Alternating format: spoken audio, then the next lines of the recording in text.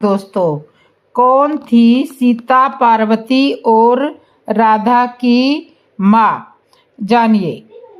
क्या आपको पता है कि माता पार्वती, सीता और राधा रानी ये तीनों सगी मौसेरी बहनें थी? जानकर आश्चर्य हुआ न, परंतु यह बिल्कुल सत्य है। इतना ही नहीं, इनकी माताएं मानस पुत्रियां थी और किसी भी स्त्री के गर्भ से जन्म नहीं लिया था, अर्थात पितरों के मन से प्रकट हुई थी। माँ पार्वती, सीता माँ और राधा रानी के जन्म की कथा शिव पुराण में विस्तार से लिखा गया है। तीनों मौसेरी बहनें थी। उनकी माँ के नाम क्रमशः मैना, धन्या और कलावती थी। ये तीनों बहनें पितरों की मानस पुत्रियां थी, उनके मन से प्रकट हुई थी। इनका जन्म किसी माता के गर्भ से नहीं हुआ था, अतः आयोनिजा थी। माँ पार्वती, सीता मैया और राधा रानी जी का आपस में संबंध है। जी हाँ, शायद आपने भी पितरों की मानसी पुत्रियों के बारे में सुना या पढ़ा होगा। चलिए आपको श्री शिव पुराण में से एक ऐसी ही कथा के बारे में बताते हैं जो जुड़ी है पितरों की मानसिक कन्याओं के साथ। इस कथा में उन्हें मिला श्राप ही उनके लिए वरदान बन गया। पूर्व काल में प्रजापति दक्ष की 60 पुत्रियां थी, जिनका विवाह ऋषि कश्यप आदि के साथ किया गया। इनमें से सवधा नामक पुत्री का विवाह दक्ष के पितरों के साथ किया। कुछ समय के बाद पितरों के मन से प्रादुर्भूत 3 कन्याएं सवधा को प्राप्त हुई। बड़ी कन्या का नाम मैना, मझली का नाम धन्या और सबसे छोटी कन्या का नाम कलावती था। ये तीनों कन्याएं बहुत ही सौभाग्यवती थी। एक बार की बात है, तीनों बहनें श्री विष्णु जी के दर्शन करने के लिए श्वेत द्वीप पर्वत पर गई। भगवान विष्णु के दर्शन कर वे प्रभु की आज्ञा से वहीं पर रुक गई। उस समय वहां एक बहुत बड़ा समाज एकत्रित हुआ था। उस समाज में अन्य सभी के साथ ब्रह्मा जी के पुत्र सनकादि भी उपस्थित हुए। सनकादि मुनियों को वहां आया देखकर सभी ने उन्हें प्रणाम किया और वे सब अपने अपने स्थान से उठ खड़े हुए, लेकिन महादेव की माया से समाहित हो कर तीनों बहनें वहां अपने अपने स्थान पर ही बैठी रही और विस्मित होकर उन मुनियों को देखती रही। कहते हैं ना कि शिव जी की माया बहुत ही प्रबल है, जो सब लोगों को अपने दिन रखती है, अर्थात उनकी इच्छा के विरुद्ध कुछ नहीं होता। और इस बार भी कुछ ऐसा ही हुआ। सनकादि के स्वागत सत्कार में जब तीनों बहनें उठी नहीं तो सनकादि जैसे महान ज्ञाता मुनीश्वरों ने उन तीनों बहनों पर क्रोध किया। सनत कुमार ने दंडित करने के लिए उन्हें श्राप दे दिया। सनत कुमार ने कहा, तुम तीनों बहनें पितरों की कन्या हो, तब भी तुम मूर्ख, सद्ज्ञान से रहित और वेद तत्व के ज्ञान से खाली हो। अभिमान के कारण तुम तीनों ने हमारा अभिवादन नहीं किया और तुम नर भाव से मोहित हो गई हो, इसलिए तुम स्वर्ग से दूर होकर मनुष्यों की स्त्रियां बन जाओगी। तब शिवजी की माया से तीनों बहनों से दूर हुई। जब शिवजी की माया तीनों बहनों से दूर हुई तब तीनों ने सनकादि के चरण पकड़ लिए और उनसे कहा कि मूर्ख होने के कारण हमने आपका आदर सत्कार नहीं किया। अपने किए का फल हमें स्वीकार है। हम अपनी गलती को मानते हैं और हमें आप माफ कर दीजिए। हम अपनी गलती को मानते हैं, हम अपनी गलती की क्षमा मांगते हैं और हे माँ मुने हम पर दया कीजिए, हमें पुण्य स्वर्गलोक की प्राप्ति हो सके, इसका उपाय बताइए। साध्वी कन्याओं से प्रसन्न होकर सनत कुमार बोले कि सबसे बड़ी पुत्री विष्णु जी के अश्भुत हिमालय पर्वत की पत्नी होगी, जिसकी पुत्री समय माँ जगदम्बिका पार्वती होगी।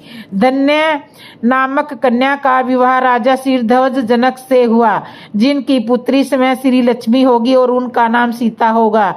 इसी प्रकार से तीसरी और सबसे छोटी कन्या कलावती का विवाह वृषभानु से होगा, जिनकी पुत्री के रूप में द्वापर के अंत में श्री राधा रानी जी प्रकट होंगी। इस इस प्रकार तीनों ही बहनें 3 महान देवियों की माता होने का सुख पाएंगी और समय आने पर अपने अपने पति के साथ स्वर्गलोक को चली जाएंगी। सनत कुमार ने इन्हें आशीर्वाद देते हुए कहा कि महादेव की भक्ति के फल के रूप में ये तीनों बहनें हमेशा ही पूजनीय रहेंगी। कालांतर में पितरों की सबसे बड़ी पुत्री मेना का विवाह हिमालय पर्वत के साथ हुआ और उन्हें पुत्री के रूप में स्वयं माँ जगदम्बिका पार्वती जी प्राप्त हुई। शिव जी को पति रूप में प्राप्त करने के लिए पार्वती जी ने कठोर तपस्या की और अपनी पुत्री के वरदान स्वरूप मैना और उनके पति हिमालय अपने उसी शरीर के साथ परम पद कैलाश को चले गए। वही धन्या का विवाह जनक वंश में उत्पन्न हुए राजा शीर्षध्वज के साथ हुआ और उनकी संतान के रूप में सीता जी का साथ उन्हें मिला। सीता जी का विवाह विष्णु जी के अवतार श्री राम से हुआ। समय श्री लक्ष्मी जी जिनकी पुत्री हुई उन साध्वी माता धन्या ने अपने पति के साथ वैकुंठ लोक प्राप्त किया। पितरों की सबसे छोटी बेटी का विवाह वृषभानु जी से हुआ और इन्हें श्री राधा रानी जी की मां होने का सौभाग्य प्राप्त हुआ। ये अपनी पुत्री के साथ ही गोकुल को चली गई। सनत कुमार के द्वारा पितरों की मानसिक कन्याओं को प्राप्त श्राप ही उनके उद्धार का कारण बना और मनुष्य योनि में आने के बाद भी तीनों बहनों को शिवलोक, वैकुंठ और गोकुल की प्राप्ति हुई। ब्रह्मा जी कहते हैं, अब तुम लोग प्रसन्नता पूर्वक मेरी दूसरी बात सुनो जो सदा सुख देने वाली है। मैना की पुत्री जगदम्बा पार्वती देवी अनंत कठोर तप करके भगवान शिव की प्रिय पत्नी बनी। धन्या की पुत्री सीता भगवान श्री राम जी की पत्नी बनी और लोकाचार का आश्रय ले श्री राम के साथ विहार करेगी। साक्षात गोकुल धाम में निवास करने वाली राधा ही कलावती की पुत्री होगी। वे गुप्त स्नेह में बंधकर श्री कृष्ण की प्रियतम बनेगी। ब्रह्मा जी कहते हैं, हे नारद, इस प्रकार श्राप के ब्याज से दुर्बल वरदान लेकर सबके द्वारा प्रसिद्ध भगवान सनत कुमार मुनि भाइयों सहित अंतर्ध्यान हो गए। अंत में पितरों की मानसी पुत्रियां अर्थात तीनों बहनें इस प्रकार श्राप युक्त होकर सुख पाकर तुरंत अपने घर को चली गई। माँ पार्वती, माँ सीता और राधा रानी आपस में मौसेरी बहन थी। इन तीनों की ही माँ सगी इन तीनों की माँ सगी बहनें थी। इस संबंध में शिव पुराण में विस्तार से लिखा गया है। शिव पुराण की कथा को ही इस लेख में समावेश किया गया है। तो अब आप जान गए होंगे कि सीता, पार्वती और राधा रानी आपस में मौसेरी बहनें थी। सीता जी के जन्म का विचित्र रहस्य जिसे आपने कभी नहीं सुना होगा। सीता जी का जन्म और नामकरण सुनिए। राजा जनक की पुत्री, समय जगत की माता और करुणा के सागर श्री रामचंद्र जी की प्रियतम श्री जानकी जी के दोनों चरण कमलों में मेरा मन हमेशा लगा रहे, जिसके प्रताप से मैं निर्मल बुद्धि पा सकूं। माँ सीता का जन्म मिथिला या विदेही नगरी में भूमि से हुआ था। इसी कारण इन्हें भूसुता भी कहा जाता है। माता सीता के स्वयंवर के समय महाराज दशरथ ने जनक जी और उनके पुरोहित जी से समय पूछा था कि सीता पृथ्वी से प्राप्त कैसे हुई थी। ये पूरा वृत्तांत हमें बताइए। तब सत्यानंद जी को, जो कि जनक जी के पुरोहित थे, उन्होंने वृत्तांत का वर्णन इस प्रकार किया। सत्यानंद बोले, राजन, पूर्व काल में पद्याक्ष नाम का एक प्रसिद्ध राजा था। उसने सारे संसार को लक्ष्मी की कामना में तैयार देख मन में सोचा कि मैं अपने तप द्वारा लक्ष्मी जी को ही अपनी पुत्री बनाऊंगा और निरंतर उन्हीं पर अपने सब प्रेमानुराग नौछावर करूंगा। ऐसा विचार कर उसने तीव्र तप किया। उसके तप से प्रसन्न हो जब लक्ष्मी समक्ष आकर खड़ी हुई तो उसने कहा, तुम मेरी पुत्री बनो। लक्ष्मी जी ने कहा, राजन, मैं तो विष्णु जी के अधीन हूँ, स्वतंत्र नहीं। अतः तुम विष्णु जी की प्रार्थना करो, यदि वह दे तो मैं तुम्हारी पुत्री हो सकती हूँ, इसमें संशय नहीं है। राजा ने कहा, अच्छी बात है। वह विष्णु जी के लिए तप करने लगे। विष्णु जी प्रकट हो उसे वर देने आए। उसने कहा, मुझे लक्ष्मी को पुत्री के रूप में दीजिए। यह सुनकर विष्णु जी ने उसे मातुली, बिजोरा या नारंगी का फल दिया और अंतर्ध्यान हो गए। राजा पद्याक्ष ने उस फल को फाड़ कर देखा तो उसमें श्रवण के समान एक कन्या दिखाई पड़ी। राजा ने उसे ही अपनी कन्या माना। यह कन्या सबके चित्त को आनंद कर देने लगी। सब लोग प्रसन्न हो लक्ष्मी के नाम से उसे राजा पद्याक्ष की कन्या कहने लगे। राजा की गोद में चंद्रकला के समान बढ़ती हुई वह कन्या जब विवाह के योग्य हुई तब राजा ने उसके स्वयंवर का प्रारंभ किया। राजा ने निमंत्रण भेजकर सब राजाओं को बुलाया। सब राजा पद्याक्ष के स्वयंवर में आए। देवता, मुनि, गंधर्व, दैत्य, मनुष्य, इच्छा अनुसार रूप धारण करने वाले पशु पक्षी, पर्वत, नदी, समुद्र, वृक्ष, यक्ष, किन्नर और रावण आदि राक्षस भी यहाँ पर आए। उनको देखकर राजा ने कहा, जो कोई अपने शरीर को नीले आकाश के रंग में रंग लेगा उसे ही मैं यह पद्या नामक कन्या दूंगा। मेरी यही प्रतिज्ञा है। परंतु वैसा न कर सकने के कारण राजाओं ने बलपूर्वक कन्या को हरण करना चाहा। यह देखकर राजा पद्याक्ष ने उनसे लोम हर्षक अर्थात रोमांचकारी भयानक युद्ध किया। उसके बाणों से पीड़ित हो मनुष्य और देवता लोग भी युद्ध प्राण मुख हो गए, किंतु दैत्यों ने भयानक संग्राम कर उसे मार डाला और वे सब मिलकर पद्या को पकड़ने लगे। पद्या अग्नि में कूद पड़ी, तब उसे कहीं न पाक कर वे सब राक्षस उसे समस्त नगर में ढूंढने चले। राजमहल को खोद कर गिरा दिया गया, इधर उधर की बहुत सी भूमि खोद डाली। क्षण मात्र में सारा नगर शमशान हो गया। लक्ष्मी के सहस्त्रक से राजा पद्याक्ष का सर्वनाश हो गया। यही कारण है कि मुनि जन लक्ष्मी को कभी नहीं चाहते, क्योंकि लक्ष्मी से चित्त चंचल हो जाता है और भय की वृद्धि होती है। मनुष्य मारा जाता है और विशाल शोक एवं दुख की प्राप्ति होती है। इस कारण उनसे दूर ही रहना उचित है।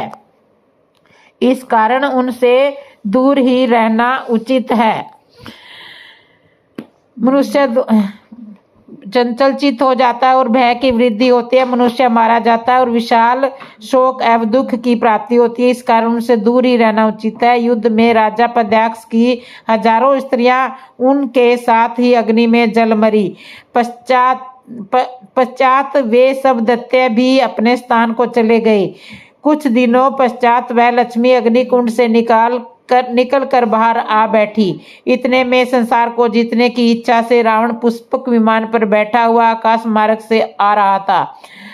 तब सारण, जो रावण का मंत्री था, उसे अग्नि कुंड के बाहर देख रावण को दिखाकर कहने लगा कि पूर्व काल में जिस पद्या के लिए देवता और असुरों को राजा पद्याक्ष के साथ युद्ध करना पड़ा, वह यही कन्या है, अग्नि कुंड के समीप बैठी है। तब सारण के इस वचन को सुनकर रावण ने ज्यों ही लक्ष्मी की ओर देखा तथा काम से पीड़ित हो रथ से कूद पड़ा और उसको पकड़ना चाहा, पद्या को पकड़ना चाहा, परंतु इसके पूर्व ही वह पुण्य अग्नि में प्रवेश कर गई। यह देखकर रावण ने कहा, पद्य, तुमने पहले भी अग्नि में प्रवेश कर सब राजाओं और दैत्यों को बड़ा कष्ट दिया है, परंतु आज तो मैंने तेरे निवास स्थान को जान लिया है। अब मैं इस सारे अग्निकुंड को छान कर तुझे प्राप्त करूंगा। ऐसा कहकर रावण ने जल के घड़ों से अग्नि को बुझा दिया और जब राख को उठाकर अपनी संदूक में रख लिया और विमान पर चढ़कर लंका को चला गया। वहां पहुंचकर संदूक को मंदोदरी के महल में भेज दिया और एक दिन का अंत होने पर जब रात्रि में वह मंदोदरी सहित महल में विश्राम करने लगा, तब उसने मंदोदरी से कहा, देखो, देवालय में रखे संदूक में ऐसे कुछ रत्न हैं।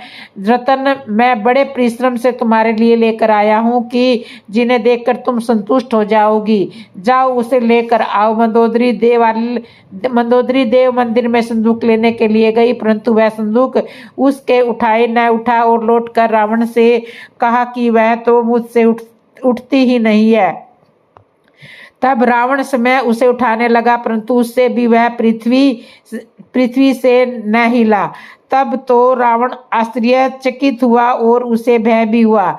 तब रावण ने उस संदूक को वही खोला। फिर तो सूर्य समान कांतिमान एक कन्या उसे दिखाई दी। उसके तेज से रावण की आंखें चकाचौंध हो गई और उसका तेज हतसा हो गया। उस मनोहर बालिका को देखने के लिए उसके मित्र तथा पुत्र आदि आने लगे।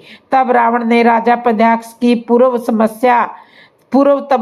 पूर्व तपस्या सहित उस कन्या की उत्पत्ति और देवता तथा राक्षसों के पराजय आदि वर्णन कर वह सब वृतांत कह सुनाया कि किस तरह वह पद्या नामनी कन्या उसे प्राप्त हुई थी। तब वह सब वृतांत सुन मंदोदरी भयभीत हो क्रोध पूर्वक दशानंद से बोली,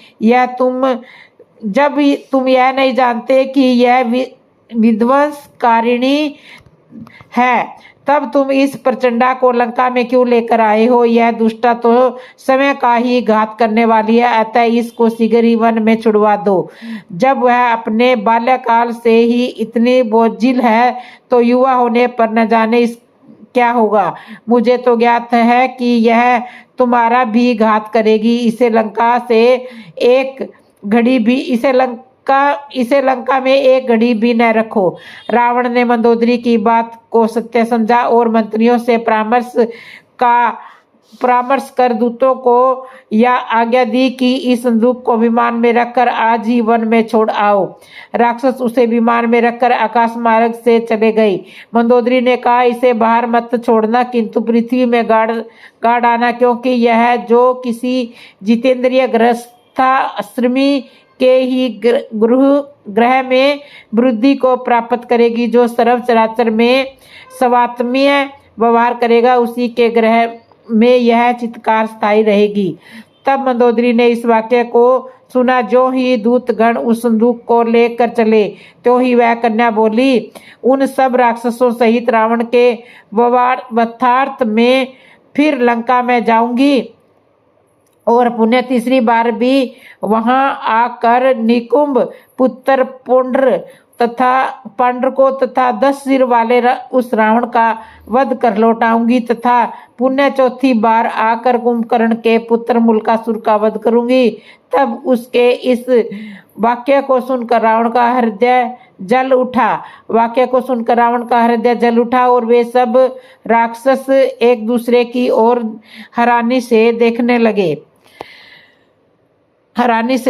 लगे और वे सब राक्षस भी भयभीत होकर मृत शरीर के समान हो गए। रावण ने सोचा, तब इसे मार कर ही क्यों न डालूं।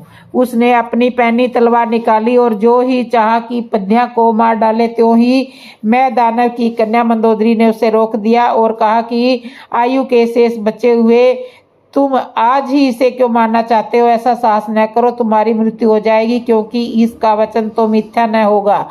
भविष्य को देखा जाएगा, अभी तो तुम इसे वन में छुड़वा दो। कालांतर में आने वाली मृत्यु को तुम आज ही क्यों बुलाते हो? मंदोदरी की इस बात को सुनकर रावण शांत हो गया और दूतगण उस संदूकची को विमान में रख करके ले उड़े।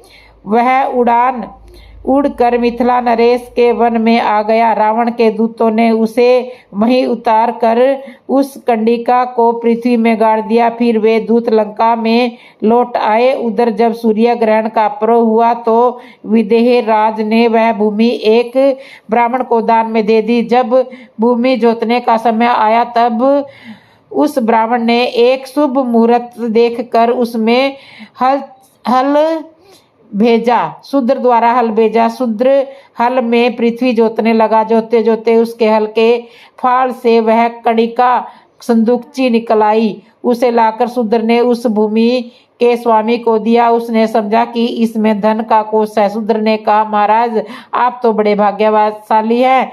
ऐसे शुभ मुहूर्त में आपने कृषि कार्य को आरंभ कराया।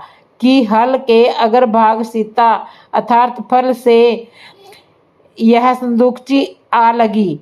आप इसे ग्रहण कीजिए। आज्ञा हो तो ज्ञात होता है कि इसमें खजाना भरा है। यह बड़ी बोझिल है। मैं बड़ी कठिनाई से इसे यहाँ ला सका हूँ। तब उसे ले जाकर ब्राह्मण ने हर्ष के साथ विदेहराज की सभा में उसे राजा को दिया और उसकी प्राप्ति का यह समाचार कहा। उसे सुनकर राजा उस ब्राह्मण से बोले, मैंने तो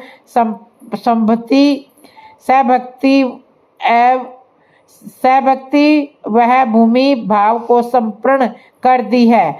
अब उसमें प्राप्त यह पिचकारी आपकी हुई, हमारी नहीं। तब विदेहराज ने उस वाक्य को सुनकर ब्राह्मण ने कहा, राजन, आपने मुझे पहले केवल पृथ्वी ही दी थी, यह धनपूर्ण